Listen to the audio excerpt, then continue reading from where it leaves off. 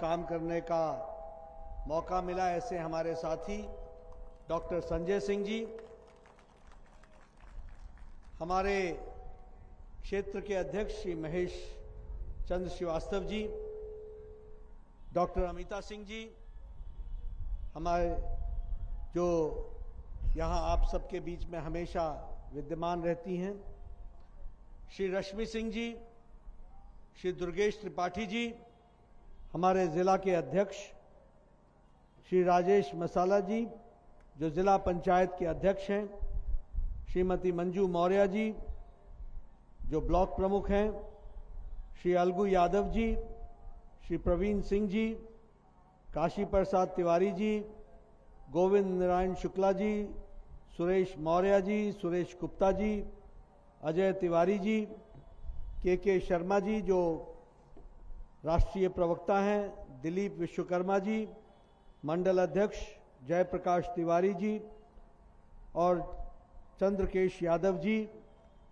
सम्मानित मंच और यहाँ इतनी बड़ी संख्या में एकत्र आए हमारे देवी और सज्जनों, महिला शक्ति, युवा शक्ति और मीडिया के मेरे साथी, प्रिंट मीडिया और इलेक्ट्रॉनिक मीडिया के साथी, मेरा ये सौभाग्य है कि मुझे आज अमेठी में इस ऐतिहासिक स्थान पर आने का मौका मिला है, जो पुण्य भूमि भी है, पवित्र भूमि भी है और वीरों की भूमि भी है, क्रांतिकारी भूमि भी है, जिन्होंने बहुत सारे क्रांतिकारियों को जन्म दिया और देश की आज़ादी में अपना योगदान किया। ऐसी पुण्य भूमि, धार्मिक भूमि और वीर भूमि को मैं नमन करता हूं और आप सबसे आशीर्वाद प्राप्त करता हूं। मित्रों, आज मेरा सौभाग्य है कि मुझे संजय जी के लिए यहां पर आप सबके साथ मिलकर वोट के आह्वान करने के लिए चुनाव में आने का मौका मिला है। वैसे संजय जी एक अपने आप में व्यक्तित्व हैं और उनको किसी राजनेता की आवश्यकता चुनाव में समर्थन के लिए इसकी कोई आवश्यकता नहीं है। वो अपने आप में परिपूर्ण है और वो आपसे सीधी बातचीत करके आपका आशीर्वाद सदा सदा प्राप्त करते रहे। ऐसी शख्सियत के लिए मेरा आना आवश्यक नहीं था, लेकिन मैं इसलिए आया कि एक अपने मित्र, एक अपने साथी, जिनके साथ मैंने लंबे समय तक राज्यसभा में काम किया, लोकसभा में काम किया, ऐसे साथी अगर चुनाव लड़ रहे हैं तो मेरा तो आना ये मेरी जिम्मेवारी होती है। इस कारण से मैं आया हूं।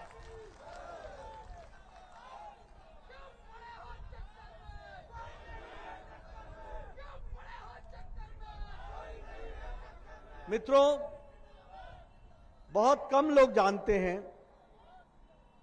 कि संजय जी ने एक राजनीतिक जीवन में किसी उद्देश्य को लेकर और जीवन भर उस काम को उद्देश्य के कभी भी उसके साथ समझौता नहीं किया और मैं इसका चश्मदीद गवाह हूं। आज हम कहते हैं भारतीय जनता पार्टी विचारों की पार्टी है, वैचारिक पृष्ठभूमि पर काम कर रही है। हमारा लक्ष्य था धारा 370 को समाप्त करेंगे। बाकी किसी राजनीतिक दल का यह लक्ष्य नहीं था, सबने कॉम्प्रोमाइज कर लिया था। देश जाए जहां जाना है, तुष्टीकरण की राजनीति उनका स्वभाव बन गई थी। अकेली भारतीय जनता पार्टी थी जो सन 52 से कह रही थी एक देश में दो निशान, दो विधान, दो संविधान नहीं चलेंगे। अकेली भारतीय जनता पार्टी, बाकी सभी पार्टियां विरोध में खड़ी थी। लेकिन आपने मोदी जी को प्रधानमंत्री बनाया। मोदी जी की इच्छा शक्ति और गृह मंत्री अमित शाह जी की रणनीति, जो धारा 370 के खिलाफ हम लगे और आपको जानकर के खुशी होगी कि धारा 370 को हम धाराशाही कर सके, यह भी हमको ध्यान रखना चाहिए। लेकिन मैं धारा 370 की बात आपको इसलिए बता रहा हूं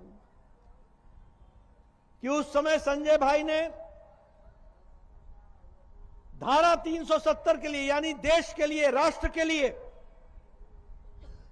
अपनी राज्यसभा की सीट छोड़ी, लेकिन देश बचे इस बात के लिए अपना योगदान किया, यह हमको याद रखना चाहिए।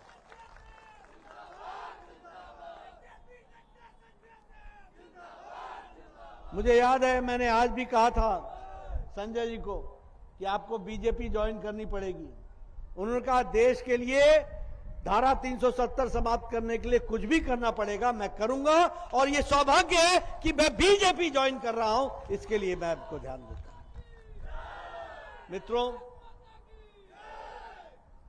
ये मैं इसलिए आप सबसे चर्चा कर रहा हूं कि यह चुनाव के इतिहास के पृष्ठभूमि को हमको समझना चाहिए, क्योंकि पार्लियामेंट में तो कानून नंबर से बनता है, पार्लियामेंट में तो कानून वोट देने से बनता है, और वहां पर संजय जी ने भारतीय जनता पार्टी का साथ देकर के जम्मू कश्मीर भारत का अटूट हिस्सा बने, इसके लिए अपना सब कुछ दिया, यह हमको ध्यान रखना चाहिए। मित्रों, हम वैचारिक पार्टी हैं, आपके ध्यान में आया भी होगा, अभी महेश जी कह रहे थे कि जय श्री राम के नारे लगाओ। हमको यह भी समझना चाहिए, आप बताइए, यह चुनाव आ गया, ये समाजवादी पार्टी आपसे वोट मांगने आ रहे हैं ना, आ रहे हैं कि नहीं आ रहे हैं? इनसे कभी पूछा कि भैया ये कार सेवकों पर गोली चलाने वाली समाजवादी पार्टी थी ना? पूछा कभी आपने? आज ये वोट मांगने आ रहे हैं। ये जब वोट मांगने आए तो इनको बोलो कि भाई तुम्ही ने कार सेवकों पर गोली चलाई थी, और आजकल अखिलेश जी मंदिर मंदिर द्वारे द्वारे घूम रहे हैं, घंटी बजा रहे हैं मंदिरों में। अब घंटी बजा के क्या होता है, घंटी तो बज चुकी है, अब तो भव्य राम मंदिर बन रहा है, इसको भी हमको याद रखना चाहिए।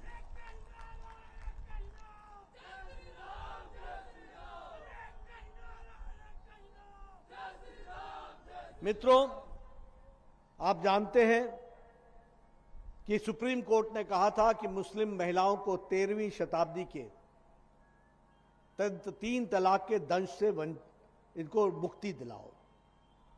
सुप्रीम कोर्ट ने कहा था, बीजेपी ने नहीं कहा था, सुप्रीम कोर्ट ने कहा था। कोई पार्टी पूरा नहीं कर पा रही थी, तुष्टीकरण की राजनीति ने उनको कायर बना दिया था, उनको पंगु बना दिया था। यह मोदी जी की इच्छा शक्ति थी, जिन्होंने 13वीं शताब्दी के दंश और 13वीं शताब्दी का काला कानून 3 तलाक से मुस्लिम महिलाओं को आजाद कराने का काम किया, तो मोदी जी ने किया, यह भी हमको ध्यान रखना चाहिए। मैं ये आपको इसलिए बता रहा हूं और याद दिला रहा हूं कि विचारों की पार्टी, देश को मजबूती देने के लिए पार्टी, सबका साथ, सबका विकास, सबका विश्वास, सबका प्रयास करके चलने वाली पार्टी, किसी विशेष जाति की पार्टी नहीं, किसी विशेष धर्म की पार्टी नहीं, सबको साथ लेकर के चलने वाली पार्टी, ये पार्टी अगर है तो भारतीय जनता पार्टी है। और देखो मित्रों, गरीब की कोई जाति नहीं होती, वंचित की कोई जाति नहीं होती, पीड़ित की कोई जाति नहीं होती, शोषित का कोई धर्म नहीं होता, दलित का कोई जाति नहीं होती, ये गरीबी किसी की जाति नहीं होती है। सबके लिए विकास करने का काम अगर किसी ने पकड़ा है तो मोदी जी के नेतृत्व में, योगी जी के द्वारा उत्तर प्रदेश में हम पूरा कर रहे हैं, ये मैं कहना चाहता हूं।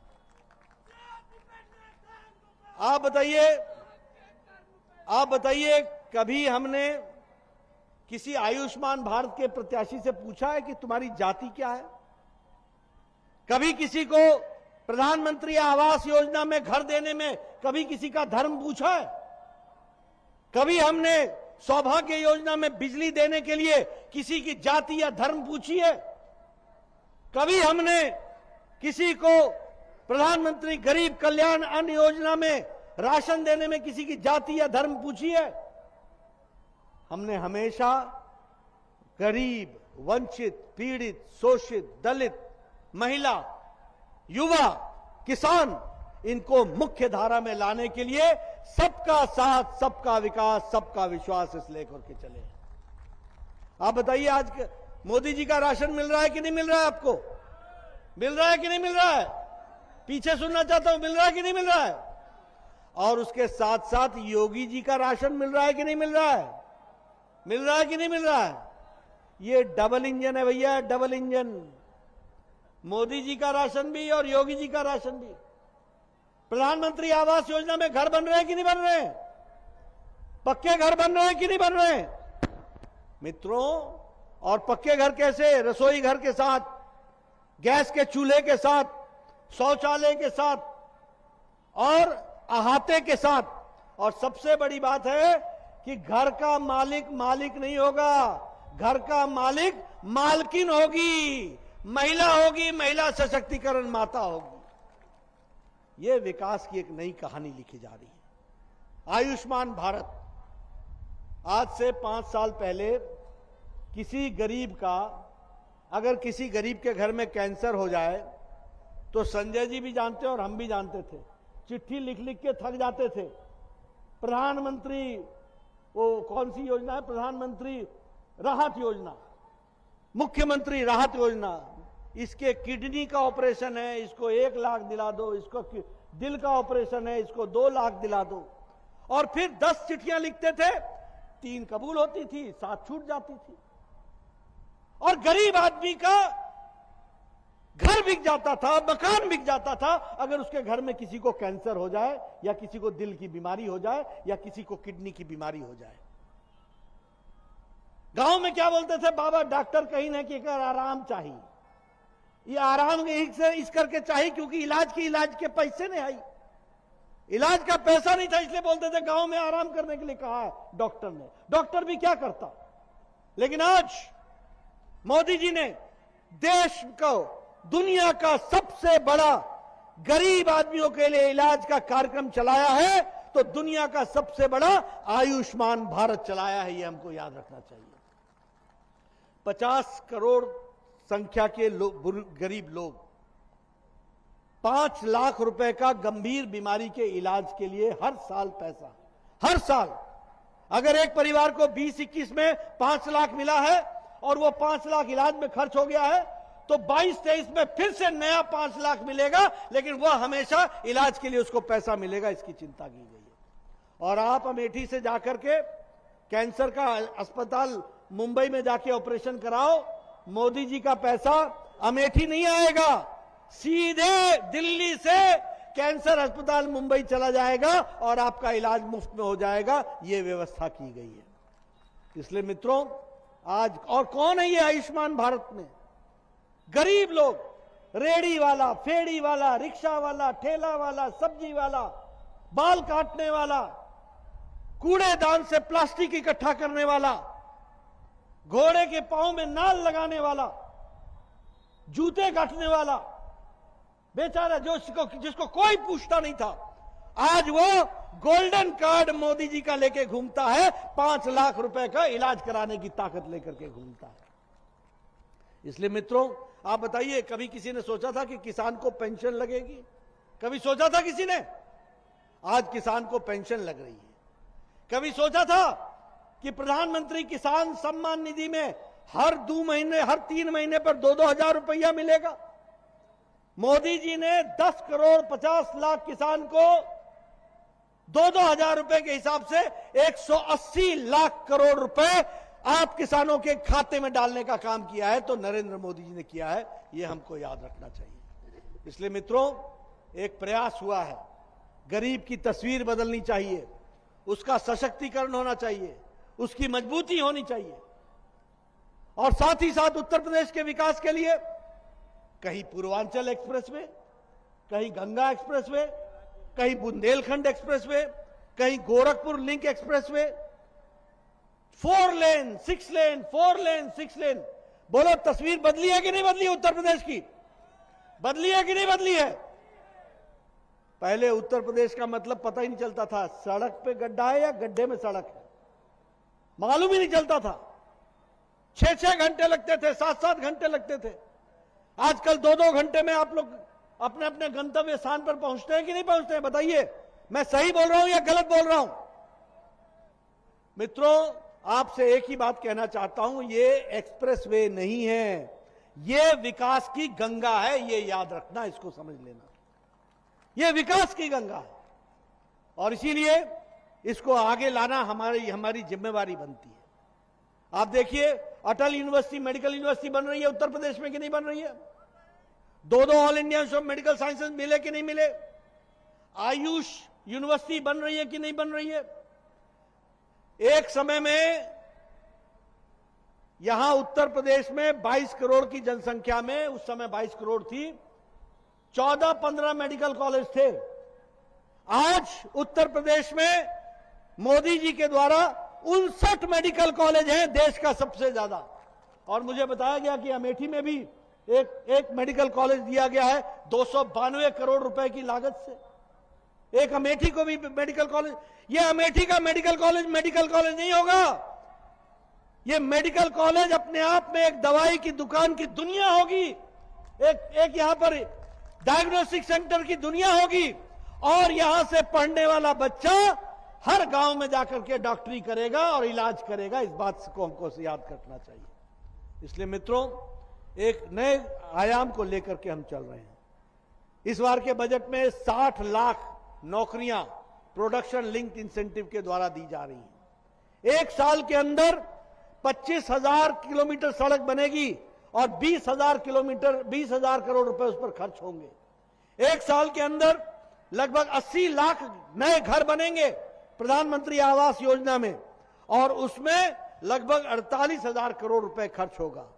एक साल के अंदर लगभग 3 करोड़ 80 लाख लोगों के घरों में जल के लिए नल लगाया जाएगा और जल पहुंचेगा और उसके लिए 60,000 करोड़ रुपए एक साल में खर्च होने वाले हैं। ये हम आपको बताना चाहते हैं।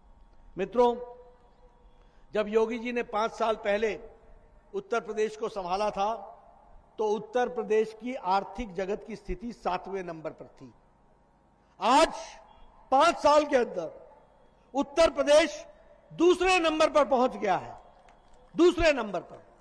और आप संजय सिंह जी को जब आशीर्वाद देंगे तो ये आने वाले समय में पहले नंबर पर खड़ा होगा, ये भी आपको याद रखना चाहिए। उसी तरीके से 5 साल में 10 नई यूनिवर्सिटीज आई हैं, 77 कॉलेज खुले हैं, 28 इंजीनियरिंग कॉलेज खुले हैं। विकास की गंगा बही है।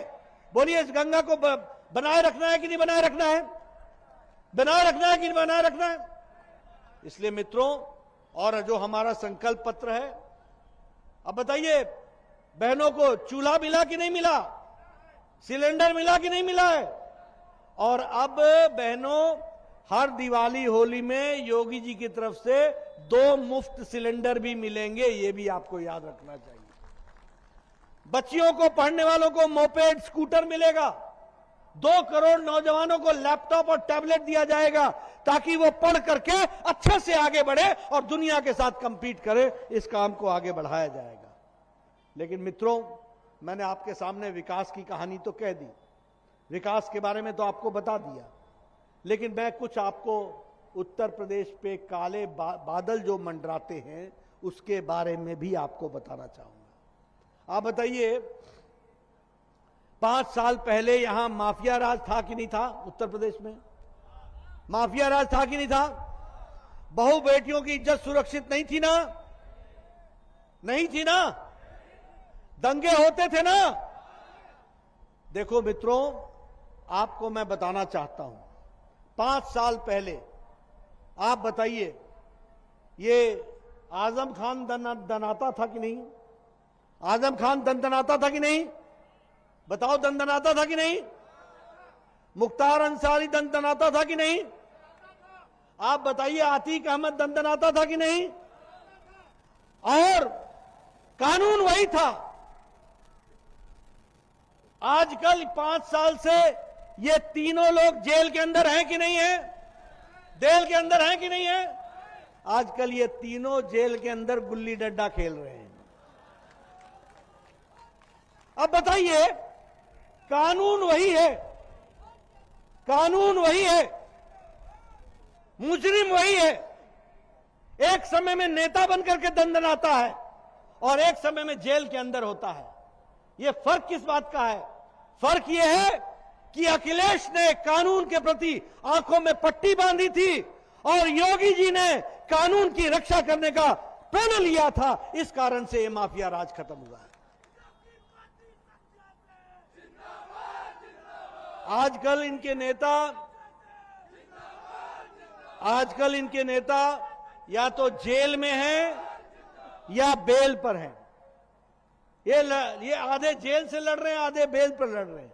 और अखिलेश जी की भाषा देखिए, इनको साहब साहब करके संबोधित करते हैं। जो जेल में मर्डर के मुकदमों में जाए, गरीबों के जमीन हड़पने के मुकदमों में अंदर हो, जिनको निकलना मुश्किल हो, उनको साहब करके बुलाएं। तो ये कौन सी दोस्ती है? ये दोस्ती ये है कि तुम जेल के अंदर देखो, मैं जेल के बाहर तुम्हारी रक्षा करूंगा। ये माफिया राज को समर्थन देने का तरीका है। मित्रों,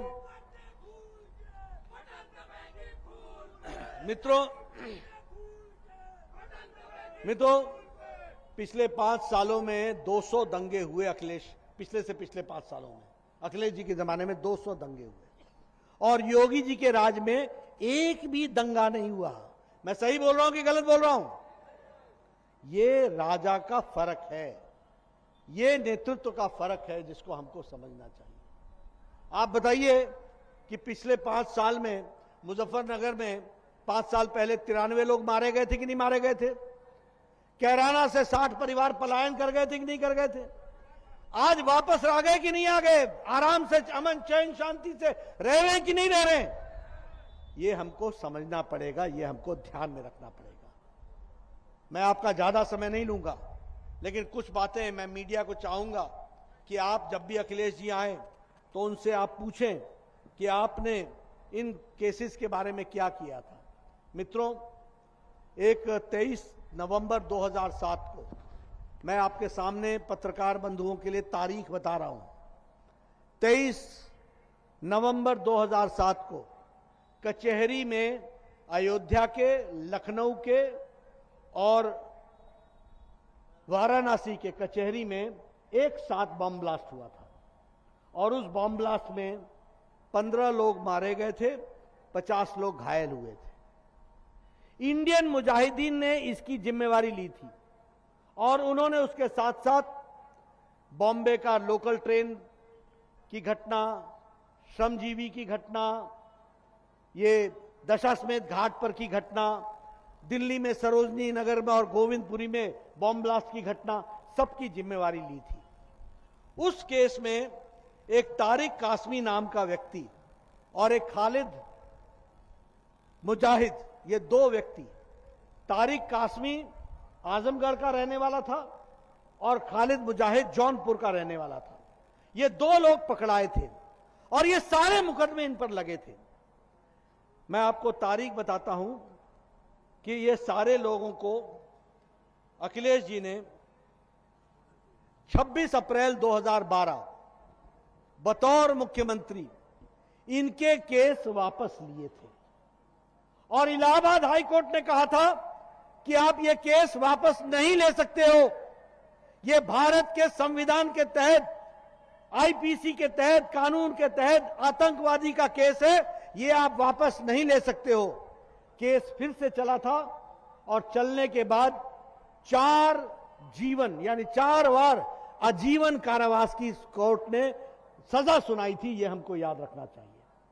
लेकिन मैं पूछना चाहता हूं अखिलेश जी, आप आज चुनाव लड़ रहे हो, मुख्यमंत्री बनने का शौक रखते हो, उत्तर प्रदेश में 3 आतंकी घटनाएं घटती हैं, आतंकियों को तुम पनाह देते हो, आतंकियों को तुम बचाते हो और उनके खिलाफ केस वापस लेते हो।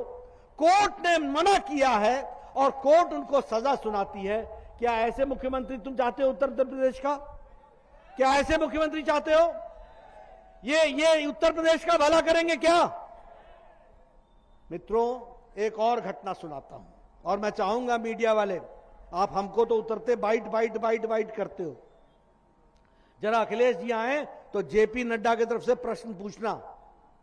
तारीख है 31 दिसंबर 2007 और 1 जनवरी 2008 की रात पर रामपुर में सीआरपीएफ के कैंप में AK-56 के साथ आतंकवादियों ने हमला किया। 7 सीआरपीएफ के जवान मारे गए, कैंप में सोते सोते मारे गए 7 सीआरपीएफ के जवान। उनकी माताओं की कोख सूनी हुई, बहनें विधवा हो गई, बच्चे अनाथ हो गए।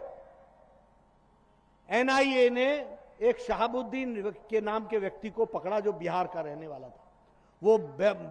वो नेपाल और भारत के बॉर्डर पर पकड़ाया।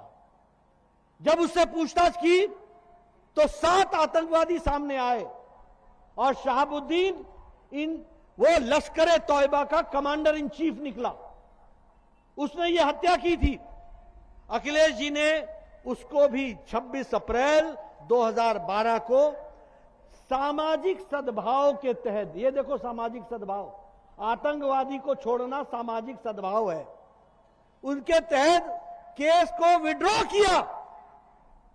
इलाहाबाद हाई कोर्ट ने फिर कहा तुमको विड्रॉ करने का अधिकार नहीं है। केस चला और बनारस के स्पेशल कोर्ट ने 4 लोगों को सजाए मौत सुनाई और 3 लोगों को आजीवन कारावास भेजा। यह हमको ध्यान में रखना चाहिए।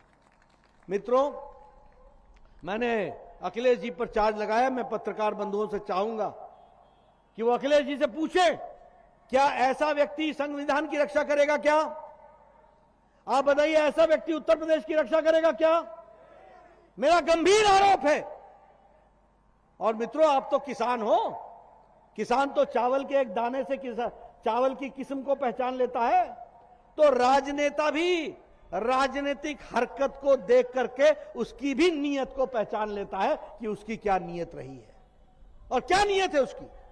उत्तर प्रदेश की जनता जाए जहां जाना है, उसको तो तुष्टीकरण की राजनीति करके अपना गद्दी संभालने का शौक है और कुछ नहीं है। ऐसे लोगों को घर बैठाना जरूरी है। ऐसे लोगों को सत्ता से विमुक्त रखना जरूरी है। ऐसे लोगों से उत्तर प्रदेश को बचाना जरूरी है और उसके साथ साथ संजय सिंह जी को काम देना जरूरी है। इनको आगे बढ़ाना जरूरी है। यह हमको समझना चाहिए। और मित्रों, आपने संजय सिंह जी का भी वक्तव्य सुना। उन्होंने कहा कि राजशाही तो गई होगी 50 साल पहले, लेकिन मेरी यानी उनकी अमेठी की जनता के प्रति जवाबदेही नहीं गई है। वो जवाबदेही को संभाल के रखते हैं। ये बात उन्होंने कही और कहीं भी नहीं है, कहीं नहीं है, करके दिया है। और इसीलिए मैं आपसे निवेदन करने आया हूं कि मेरे प्रिय मित्र संजय सिंह जी, जिनका मैं बहुत आदर करता हूं, एक वरिष्ठ साथी के रूप में हम लोगों ने लंबे समय तक काम किया है, उनको आप चुनाव जिताएं। उनको चुनाव जिताने का मतलब ये आवाज सिर्फ अमेठी तक नहीं है, ये आवाज लखनऊ तक है। इस बात को हमको समझना चाहिए। इसको भी हमको ध्यान में रखना चाहिए। इसलिए मित्रों, आप सब लोगों को मैं यही निवेदन करने आया हूं। आप सब लोगों ने धूप में, कड़ी धूप में काफी देर इंतजार किया।